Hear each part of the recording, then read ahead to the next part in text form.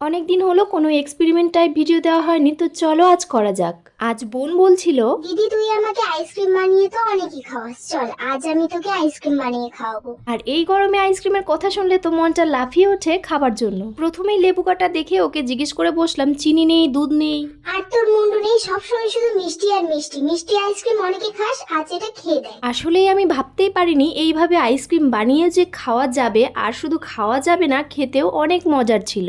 আগের ভিডিওতে এক বোনের কমেন্ট ছিল, দিদি আমার নামটা নিও সায়নী দাস। তোমায় অনেক ধন্যবাদ বোন, এভাবে আমার ভিডিওগুলোতে ভালোবাসা দিও আর আমার ভালোবাসা নিও। চল এবার তোকে রেসিপিটা বলি। প্রথমে কাপে কোল্ড ড্রিঙ্ক ঢেলে তাতে লেবুর রস, চাট মশলা, জলজিরা দিয়ে ঘুটিয়ে ফয়েল পেপার দিয়ে মুখটা সিল করে দিয়ে কাঠি বসিয়ে ফ্রিজে রেখে দেবো।